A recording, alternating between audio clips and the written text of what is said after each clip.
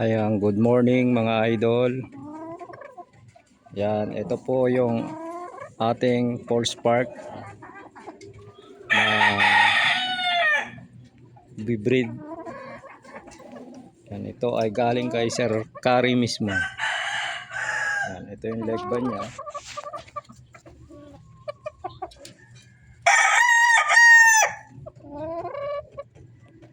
Yan.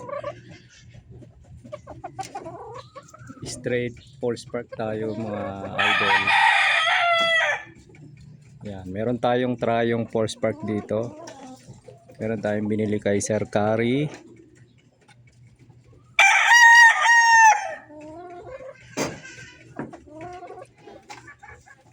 Babae lang po yung binili natin kay Sir Kari Chua. Yan. Tapos pakita ko yung breed, yung kapares niya. Yan, sinusubo lang natin to guys sa mga ay sa Force Park din. Tapos kinukuha ko na itlog. Yan. Yan. Yan, ito yung isa pang Force Park galing kay Daryl Castillo. Yan yung babae, binili ko yan ng pair. Tapos meron tayong ito yung isa pa na broodcock na galing kay Sir Kari, ito naman galing kay Daryl Castillo.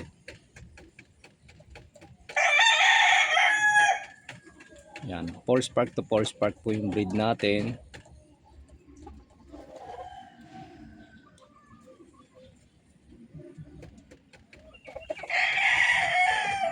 Yan.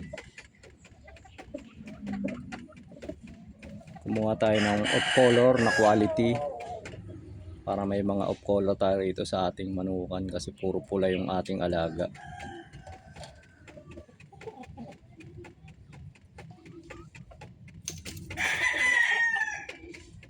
Yan. White pit po siya na itim yung black spur. Nagbabato rin po siya ng blue legs kahit Force Park to Force Park. Yan, may mga tinira ako mga pulit kasi yung dalawang lalaki na naging anak nito na kapares niya is kay Sir Kari. Dalawang babae, apat na babae, dalawang lalaki. Ayan. Tapos nabenta ko na yung dalawang lalaki. Bali, iniwan ko lang yung mga babae para maparami natin pa. Yan, pakita ko yung anak niya ng mga babae na blue legs. Ito.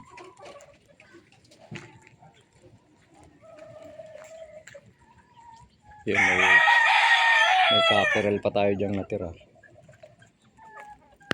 Yan.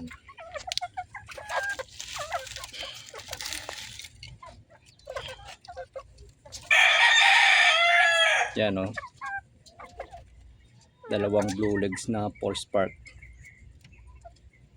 Anak yan mismo ng Force Park ni Sir Kari at saka ni Daryl Castillo. Yan. Baka gagamitin natin to sunod na early bird.